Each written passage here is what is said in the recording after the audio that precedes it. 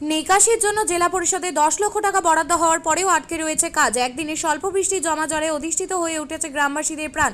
গোটা গ্রাম জুড়ে নেই কোনো জলনিকাশি ব্যবস্থা, ফলে সামান্য বৃষ্টিতে রাস্তার ওপর হাঁটু সমান জল দাঁড়িয়ে থাকে, যার ফলে নিত্যদিনই জমে থাকা জলে পা ডুবিয়ে রাস্তা পারাপার করতে হয় গ্রামবাসীকে।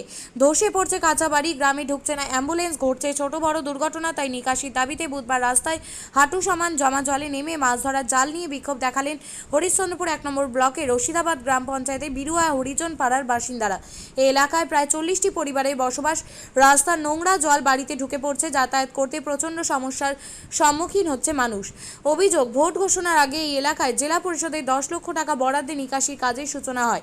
ঘটা করে ফিতে কাটার অনুষ্ঠান হলেও পরবর্তীতে এগোয়নি কাজ। তাই দ্রুত কাজের দাবিতে রাস্তার জমা জলে জাল ফেলে বিক্ষোভ দেখান স্থানীয়রা। এর আগে জেলা পরিষদের তহবিল থেকে আমরা 10 লাখ টাকার কাজ ধরা হয়েছিল, সেটা শিলান্যাস করা হয়েছে। যেহেতু মডেল অফ কন্ডাক্ট চলছিল, মানে ভোট ডিক্লেয়ার হয়ে গেছিলো বলে কাজটা হয়নি। ভোটের পরে 4 তারিখের পরে কাজ শুরু হবে। আমি ঠিকাদারের সাথে কথা বললাম, কাজ হয়ে যাবে, কাজ শুরু করে দেবে। কিন্তু আমরা কোনো জাতপাত দেখে কাজ করি না। আমরা উন্নয়ন, মমতা ব্যানার্জি উন্নয়ন, সবাই সব জায়গায় উন্নয়ন। হিন্দু মুসলিম দেখে এটা কিন্তু মমতা ব্যানার্জি উন্নয়ন করে না। যেটা ওরা কথা বলে সেটা কিন্তু ভুল। আমরা কিন্তু সেটা যেখানে জল জমে থাকছে, জলটা যেন নিষ্কাশন করা হয়, সেই জন্য আমি জেলা পরিষদের অর্থ তহবিল থেকে আমি 10 লাখ টাকা কাজ করেছি। তারা অভিযোগ করছেন যে তারা নাকি বিজেপিকে ভোট দেওয়া থেকে বঞ্চিত রাখা হচ্ছে। না, ভুল কথা, না ভুল, এটা ভুল কথা, যেটা বলছে এটা ভুল কথা। তো কত টাকার বরাদ্দে কাজ? 10 লক্ষ টাকার কাজ ধরা হয়েছে। এই আমি ঠিকাদারকেও বললাম, ঠিকাদারকেও আমি খুব বকাবকি করলাম। ওরা বলছে দিদি আমরা তাড়াতাড়ি কাজ শুরু করে দেবো। ঠিক আছে। আমাদের এখানে অসংখ্য বাড়ি আছে, কাঁচা বাড়ি, গরিব মানুষ। কাঁচা বাড়িতে জলের তলায় ধসে যাচ্ছে, স্কুলের বাচ্চারা স্কুল যেতে পারছে না, যার জন্য আমরা এখানে দাঁড়িয়ে আছি। তো কি সমস্যাটা আপনাদের? সমস্যাটা কি? জল এখানে প্রচুর জল, বর্ষা পড়লেই জল, অনেক জল, থই থই জল, জলে ভাসছে। জলটা কোথায় জমেছে? জলটা একদম মধ্য রাস্তায় জমে আছে। তো এই রাস্তার জল কি বাড়িতে ঢুকে যাচ্ছে? হ্যাঁ, বাড়িতে ঢুকে যাচ্ছে, সাধারণ মানুষের সবার উপর বাড়ি ঢুকে যাচ্ছে। তো এই যে জল হওয়ার পর আপনারা কি সমস্যায় ভুগছেন? নানা রকম ভোগান্তর। কি সমস্যাগুলো আপনাদের হচ্ছে? স্কুলের বাচ্চারা স্কুল যেতে পারছে না, আমরা চলাচল করতে পারছি না, নানা রকম রোগ অসুখ বিসুখ হতে পারে। এই জন্য এই জলের জন্য কি কোনো দুর্ঘটনা ঘটছে? হ্যাঁ, ঘটছে।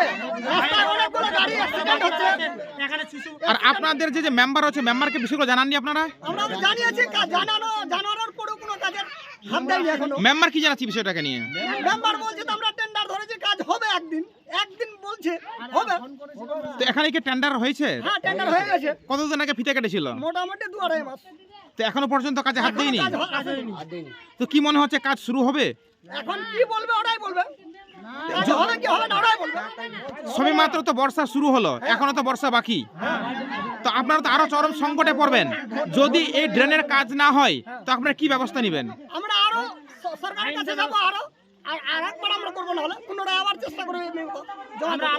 আপনার নাম? চন্দ্রমোহন দাস। আপনার বাড়ি কোথায়? বিরুয়া। আর এটা কোন গ্রামে এই ঘটনাটা? বিরুয়া হরিজন পাড়া। এই জল নেই রাস্তাটা, দেখছি রাস্তা দিয়ে মাছ ফেসে যাচ্ছে। কি করবো, কাজে আমি রাস্তায় মাছ ধরতে নেমে গেছি। বাড়িতে আমি প্রধান মেম্বারের কাছে গেলাম, মেম্বারকে বললাম আমাদের কী ব্যাপার মেম্বার সাহেব, আমার কি জলের এই রাস্তায় কোনো ব্যবস্থা হবে না? মেম্বার সাহেব আমাকে বললেন যে এখানে এই ব্যবস্থা কী করে হবে, এখানে সমস্ত হরিজন পাড়া, আমরা এখানে 2-4তে বাস করি, এক তাঁতি, এক আমরা হরিজন। সেখানে এবার মেম্বারকে গিয়ে বললাম, মেম্বার আমাকে বললো কি তোমরা আমাকে ভোট দাওনি, ভোট কাকে দিয়েছো? তৃণমূলকে, ভাই বিজেপিকে। এবার আমরা ভোট দিয়েছি কাকে দিয়েছি কাকে না, এটা যে ও হঠাৎ করে বললো, ওটাতে আমার দেখা কি বুকে ভোটটা কি দেখতে গেছে? এবার বলেছে যে যতক্ষণ ধরে আমি 4 তারিখ অবধি ভোট পাইনি বা গণতি হবে না, ততক্ষণ ধরে রাস্তার মধ্যে কাজ চালু হবে না। এই কথাটা মেম্বার জানাচ্ছে? মেম্বার জানাচ্ছে।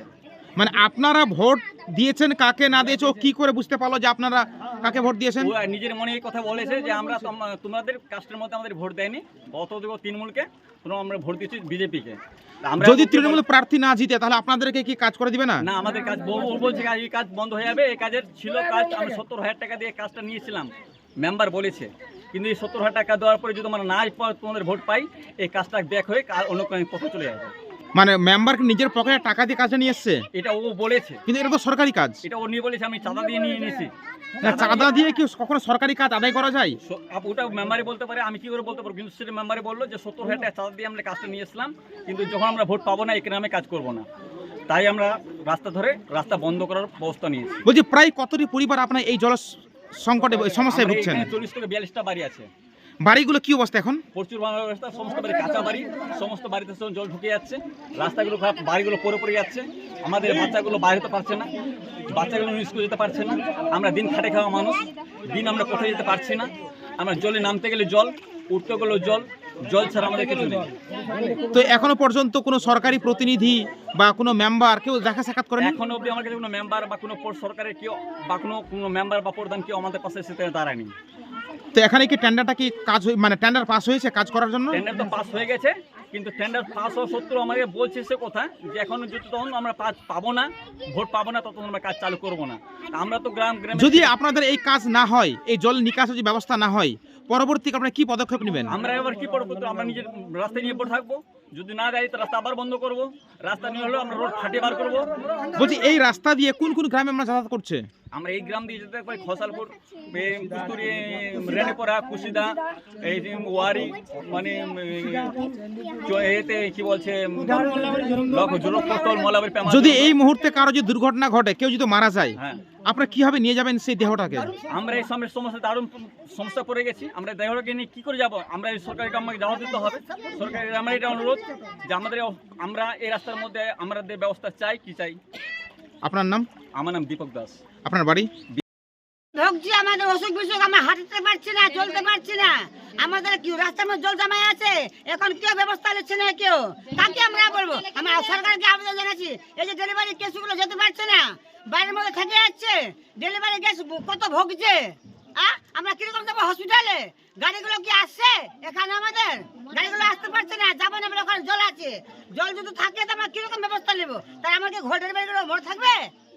সরকার আমাকে দেখছে, আমাকে তামসা নিচ্ছে, আমাকে মজা নিচ্ছে, কেন বলবো না? আপনাদের বাড়ির সামনে কি জলটা? এই যে আমার সামনে রয়েছে, যে আমার গুলি, এটা বাড়ি, এই যে রাস্তা, এটা গুলি, তো বাড়িতে তো জল ঢুকে যাচ্ছে আপনাদের। হ্যাঁ বাড়িতে, এই যে বাড়ির ছেলেমেয়েগুলো ডুবে মরে যাচ্ছে, আমার প্রধানমন্ত্রীগুলো, আমার প্রধানমন্ত্রী ডুবে আছে, হাঁটু চলে যাচ্ছে, রাস্তা চলে যাচ্ছে হাঁটু পারে। তো এইগুলো আপনারা জানাননি মেম্বার প্রধান? আমরা জানাচ্ছি, এই যে প্রধানগুলো আসলো, প্রধানরা কথাই বলে ভোজন বলে ভোটে দিচ্ছে না, তো আমরা কাকে ভোটটা দিচ্ছি?